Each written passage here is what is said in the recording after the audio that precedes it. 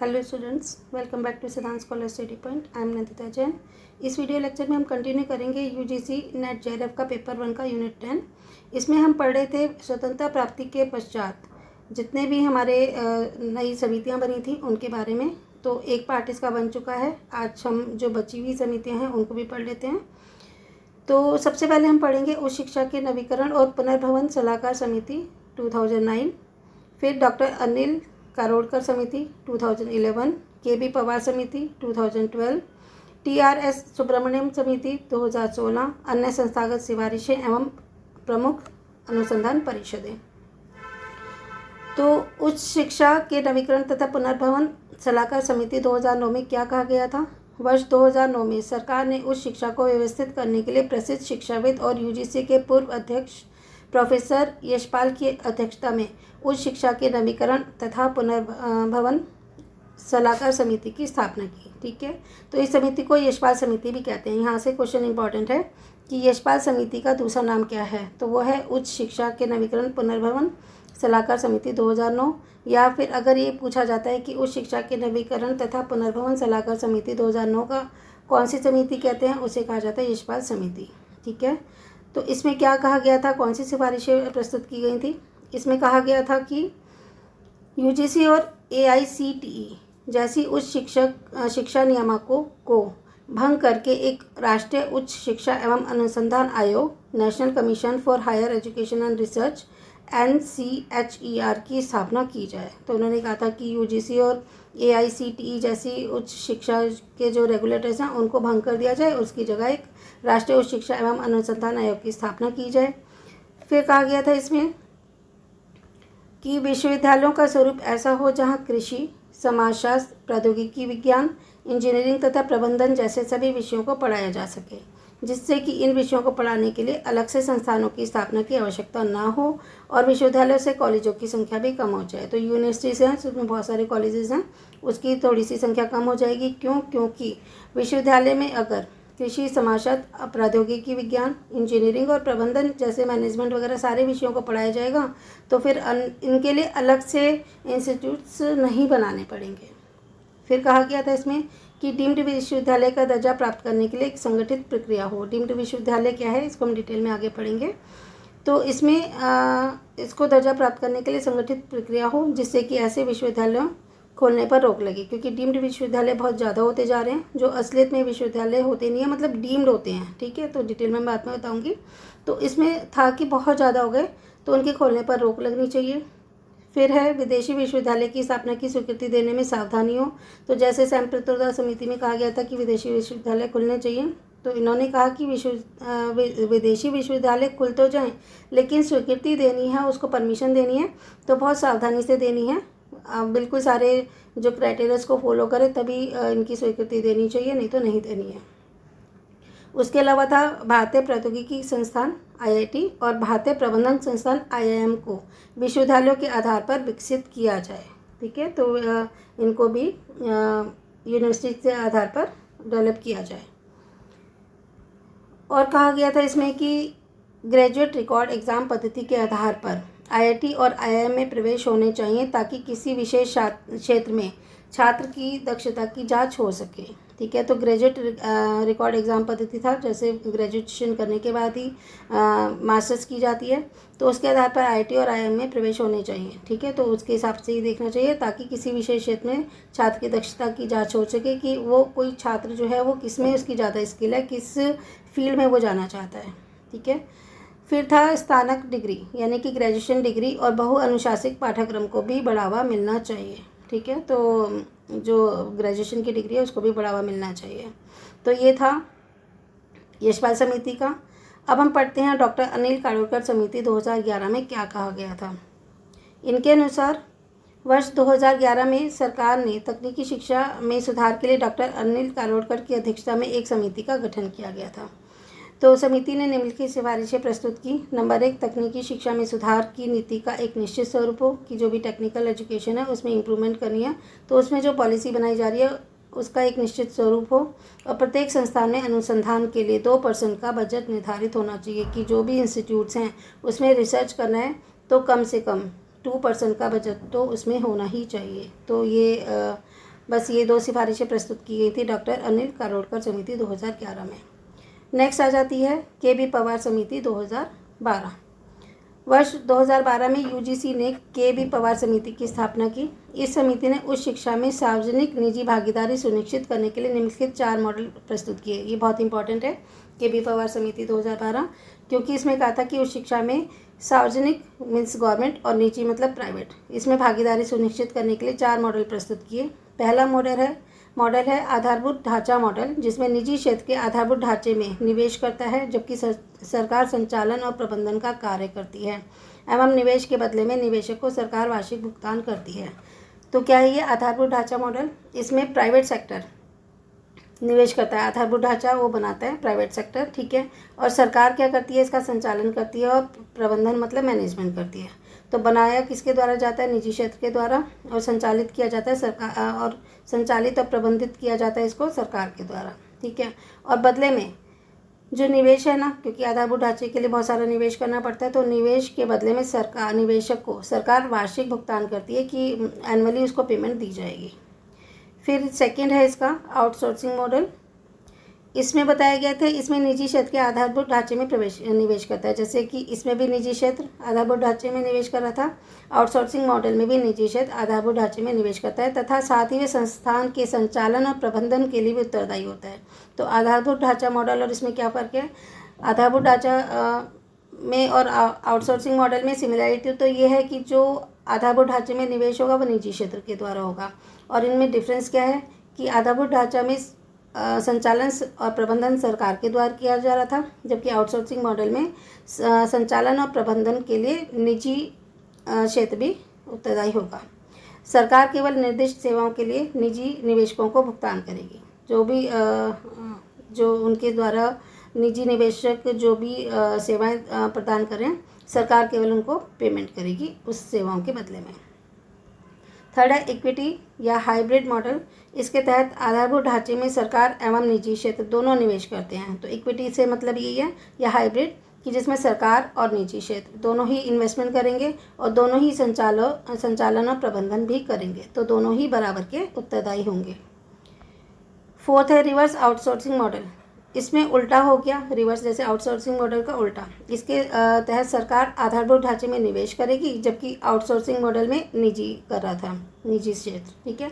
तो इसमें उल्टा होगा, निजी क्षेत्र निवेश नहीं करेगा, सरकार आधारभूत ढांचे में निवेश करेगी और संचालन और प्रबंधन कौन करेगा? निजी क्षेत्र करेगा, ठीक है। तो जो सेकेंड वाला था ना आउटसोर्सिंग वाला, उसका ऑपोजिट होता है रिवर्स आउटसोर्सिंग मॉडल। तो ये बहुत आपको अच्छे से क्लियर हो गया होगा। तो के.बी. पवार समिति में 4 मॉडल प्रस्तुत किए गए थे: आधारभूत ढांचा मॉडल, आउटसोर्सिंग मॉडल, इक्विटी या हाइब्रिड मॉडल और रिवर्स आउटसोर्सिंग मॉडल। इसमें से क्वेश्चन आने की पूरी पॉसिबिलिटी है। नेक्स्ट है टी.आर.एस. सुब्रमण्यम समिति 2016। तो नई शिक्षा नीति जो नेशनल पॉलिसी ऑफ एजुकेशन है एनपीसी के विकास के लिए अक्टूबर 2015 में श्री टी.आर.एस. सुब्रमण्यम की अध्यक्षता में मानव संसाधन विकास मंत्रालय, जिसको ministry of human resources development या MHRD कहा जाता है, ध्यान रखिएगा, कभी कभी शॉर्ट फॉर्म भी दे देते हैं। तो ministry of human resources of development means MHRD, या फिर हिंदी में इसको कहा जाता है मानव संसाधन विकास मंत्रालय। इसके अंतर्गत एक समिति का गठन किया गया था। तो यहाँ से भी इम्पोर्टेंट क्वेश्चन है कि नई शिक्षा नीति के विकास के लिए अक्टूबर 2015 में टी.आर.एस. सुब्रमण्यम की अध्यक्षता में किसके अंतर्गत समिति का गठन किया गया था? तो वो है MHRD। समिति ने अपनी रिपोर्ट 7 मई 2016 को सरकार को सौंप दी थी। रिपोर्ट में एक शिक्षा नीति का प्रस्ताव था जो वर्तमान शिक्षा प्रणाली द्वारा सामना की जाने वाली चुनौतियों का समाधान कर सकता था। तो रिपोर्ट में क्या कहा था? ऐसी शिक्षा नीति का प्रस्ताव था जो उस समय 2016 में शिक्षा नीति चल रही थी, वर्तमान शिक्षा नीति का सामना करने की चुनौतियों का समाधान कर सकता था। उसमें से जो चैलेंजेस आ रहे थे उसको फेस कर सकता था, उसको सॉल्व कर सकता था। प्रस्तावित नीति की विशेषताएं निम्नलिखित हैं। इन्होंने क्या कहा? राष्ट्रीय शिक्षा नीति का व्यापक उद्देश्य होना चाहिए। बचपन की देखभाल और शिक्षा, early childhood care and education, ECCE, ये होना चाहिए। शिक्षा का अधिकार, राइट टू एजुकेशन अधिनियम 2009 में संशोधन किया जाना चाहिए ताकि निजी और सरकारी स्कूलों में मान्यता के लिए समान मापदंड हो, कि जो मापदंड सरकारी स्कूलों की मान्यता के लिए होते हैं वही निजी क्षेत्र की स्कूलों की मान्यता के लिए भी हों, समान मापदंड होना चाहिए। विद्यालय परीक्षा सुधार पारंपरिक अंक योजना के बजाय स्केल दिए जाने चाहिए। स्कोर और प्रतिशत का उपयोग किया जाना चाहिए। ठीक है, तो विश्वविद्यालय परीक्षा सुधार पारंपरिक अंक योजना थी ना, जैसे कि भाई अंक मिलते थे लोगों को, बच्चों को पहले जब पेपर देते थे नंबर्स मिलते थे, उसकी जगह स्केल दिए जाने चाहिए और प्रतिशत का उपयोग किया जाना चाहिए। शिक्षक प्रबंधन एवं स्वायत्त शिक्षक भर्ती बोर्ड की स्थापना भी की जानी चाहिए, कि जो शिक्षक प्रबंधन है और स्वायत्त शिक्षक भर्ती बोर्ड की स्थापना की जानी चाहिए। शिक्षा में सूचना संचार प्रौद्योगिकी का भी प्रयोग किया जाना चाहिए, कि एजुकेशन में इंफॉर्मेशन एंड कम्युनिकेशन टेक्नोलॉजीज़ का भी ICT का भी प्रयोग किया जाना चाहिए। तो हमारे पेपर 1 में ICT एक पूरा एक अलग से चैप्टर भी है, उसे भी पढ़ लेंगे बाद में। फिर है व्यावसायिक शिक्षा और प्रशिक्षण भी होना चाहिए, यानी कि कमर्शियल एजुकेशन भी होनी चाहिए और उसकी ट्रेनिंग भी होनी चाहिए। ये हम हो गई KV पवार समिति का। अब हम पढ़ लेते हैं अन्य संस्थागत सिफारिशें। अन्य संस्थागत सिफारिशें भी थी, बहुत सारी हम पढ़ चुके हैं, जो थोड़ी बहुत है वो और देख लेते हैं। अखिल भारतीय शिक्षा सेवा IES को अखिल भारतीय सेवा के रूप में स्थापित किया जाना चाहिए, पहले ये सिफारिश की गई। फिर राष्ट्रीय उच्चतर शिक्षा संवर्धन और प्रबंधन अधिनियम मौजूदा कानूनों को प्रतिस्थापित करेगा, जो उच्च शिक्षा में व्यक्तिगत नियामकों को नियंत्रित करते हैं।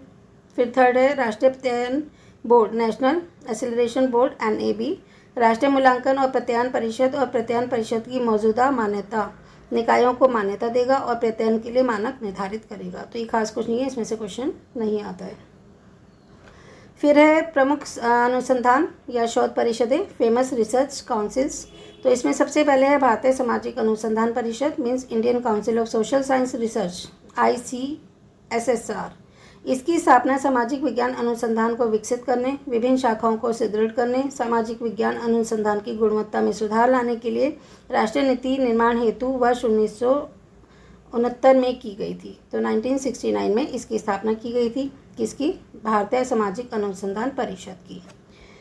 फिर है भारतीय दार्शनिक अनुसंधान परिषद, Indian council of philosophical research, ICPR। इसकी स्थापना वर्ष 1977 में भारत सरकार द्वारा भारतीय दर्शन की पूरी परंपरा को प्राचीन रूप से वापस लाने, पोषण करने तथा नए विचारों को प्रोत्साहित करने हेतु एक स्वायत्त संस्था के रूप में स्थापित किया गया। इसका मुख्य उद्देश्य दर्शन शास्त्र के अनुसंधान की समय समय पर समीक्षा करना है। तो इसने क्या करा था इसमें कि 1977 में भारत सरकार के द्वारा भारतीय दर्शन, क्योंकि जो हमारा कल्चर है इंडिया का, उसका पूरी परंपरा को निभाने के लिए और जो पुराना हमारा प्राचीन रूप था उसको वापस लाना है, उसको पोषण करना है, यानी कि उसको मतलब अच्छी तरीके से मेंटेन करना है और नए विचारों को भी प्रोत्साहित करना है। तो उसके लिए एक स्वायत्त संस्था की स्थापना की गई थी। इसका उद्देश्य क्या था? दर्शन शास्त्र के अनुसंधान की, जो भी दर्शन शास्त्र है उसके लिए रिसर्च की समय समय पर समीक्षा करना है कि रिसर्च सही चल रहे हैं और किस हिसाब से वो किए जाएंगे। नेक्स्ट है भारतीय विज्ञान और सभ्यता के इतिहास का project, Indian Science and History of Civilization Project. यह मानव संसाधन विकास मंत्रालय द्वारा वित्त पोषण प्रमुख योजना है। इसे वर्ष 1990 में भारतीय दार्शनिक अनुसंधान परिषद के तत्वाधान में लॉन्च किया गया था। ये सभ्यता के विकास के अध्ययन से जुड़ी प्रमुख परियोजना है। तो इसमें से भी खास क्वेश्चन नहीं आता है। नेक्स्ट है भारतीय ऐतिहासिक अनुसंधान परिषद, Indian council of historical research, ICHR। इसकी स्थापना 1972 में हुई थी। यह ऐतिहासिक अनुसंधान की दिशा निर्देश के साथ साहसिक कार्यों को प्रोत्साहित करता है। यह इतिहास को वैज्ञानिक तरीकों से समझने का प्रयास करता है। इसका 2 क्षेत्रीय कार्यान्वयन क्रमशः बंगलुरु और गुवाहाटी में है और इसका मुख्यालय दिल्ली में है। ये क्वेश्चन इंपॉर्टेंट है, ठीक है। Indian council of historical research, ICHR, इसकी स्थापना हुई थी 1972 में, ठीक है। और ये क्या करता है? ये साहसिक कार्यों को प्रोत्साहित करता है ऐतिहासिक अनुसंधान के, और ये इतिहास को वैज्ञानिक तरीके से समझने का प्रयास करता है। जो भी हमारी हिस्ट्री है उसको साइंटिफिक तरीके से समझने का प्रयास करता है। और इसके 2 क्षेत्रीय कार्यान्वयन हैं, कहाँ पर? एक तो बेंगलुरु में और गुवाहाटी में, और जिसका हेड ऑफिस कहाँ पर है? दिल्ली में। तो इसमें से क्वेश्चन आ सकता है, इसको ध्यान से कर लीजिएगा। नेक्स्ट क्वेश्चन है राष्ट्रीय ग्रामीण अनुसंधान परिषद, means national council of rural institutes, NCRI। इसकी स्थापना भारत सरकार द्वारा 19 अक्टूबर 1995 में की गई थी। इसका मुख्यालय हैदराबाद में है। किसका? राष्ट्रीय ग्रामीण अनुसंधान परिषद का मुख्यालय हैदराबाद में है। ठीक है। इसका मुख्य उद्देश्य ग्रामीण शिक्षण के उच्चतर शिक्षा में बढ़ावा देना है, कि जो ग्रामीण शिक्षण है ना, जो गांव में शिक्षा होती है, उसका उच्चतर शिक्षा में बढ़ावा देना है। वहाँ पर भी हायर एजुकेशन होनी चाहिए। ये ग्रामीण क्षेत्रों की सूक्ष्म चुनौतियों को परखने का प्रयास करता है, कि ग्रामीण क्षेत्र में जो बहुत छोटी छोटी चुनौतियाँ उसमें परखने का प्रयास करता है, जिससे गांधी जी के विचारों को प्रकट किया जा सके। नेक्स्ट है भारतीय कृषि अनुसंधान परिषद। ये इंपॉर्टेंट है। Indian council of agriculture research, ICAR। यह भारत सरकार के कृषि मंत्रालय में कृषि अनुसंधान एवं शिक्षा विभाग के तहत एक स्थायी संस्था है। ये भारतीय कृषि एवं अनुसंधान को बढ़ावा देता है और इसका मुख्यालय भी दिल्ली में है। ठीक है। तो भारतीय कृषि अनुसंधान परिषद का मुख्यालय कहाँ है? दिल्ली में है। और ये क्या है? ये कृषि मंत्रालय में कृषि अनुसंधान यानी कि जो एग्रीकल्चर रिसर्च होता है ना, और शिक्षा विभाग के तहत एक स्थायी संस्था है, यानी कि परमानेंट इंस्टीट्यूट है ये। और ये कृषि तथा अनुसंधान को बढ़ावा देता है। डेफिनेटली जब इसका नाम ही है भारतीय कृषि अनुसंधान परिषद, तो ये कृषि और अनुसंधान को बढ़ावा देगा और इसका मुख्यालय दिल्ली में है। तो इतना होने के बाद एक छोटा सा टॉपिक है, वो भी इसी वीडियो में कवर कर लेते हैं। एक नेक्स्ट टॉपिक है इसका, स्वतंत्रता के पश्चात शिक्षा मंत्रालय का गठन। तो स्वतंत्रता के पश्चात ये समितियां तो हमने पढ़ ली, अब शिक्षा मंत्रालय का जो गठन हुआ था उसको भी पढ़ लेते हैं।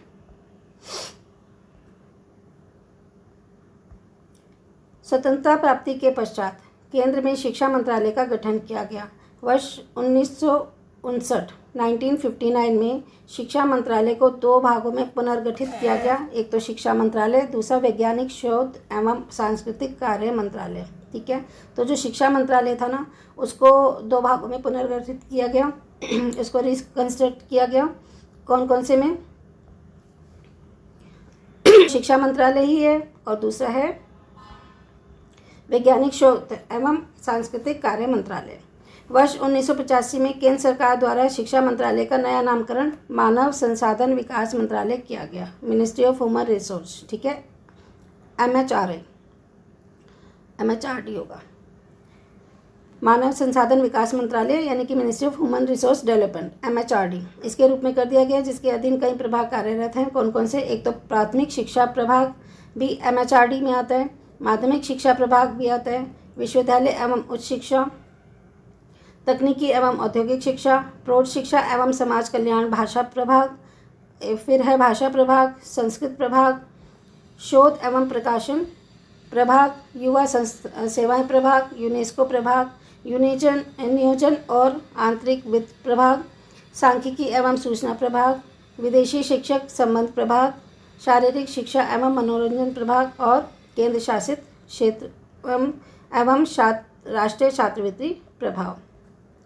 तो बहुत इम्पॉर्टेंट है, क्योंकि इसमें MHRD, ठीक है, मिनिस्ट्री ऑफ ह्यूमन रिसोर्सेज के तहत कौन कौन से प्रभाग आते हैं, कौन कौन से डिपार्टमेंट्स आते हैं, ये बहुत इंपॉर्टेंट है। तो देख लीजिए, इनमें से कोई भी आपको 3 या 4 दिए जाएंगे और कोई एक अलग दिया जाएगा। तो पूछा जाएगा कौन कौन से आते हैं, तो फिर इसको ऑप्शन बना देंगे, जैसे ABC वगैरह।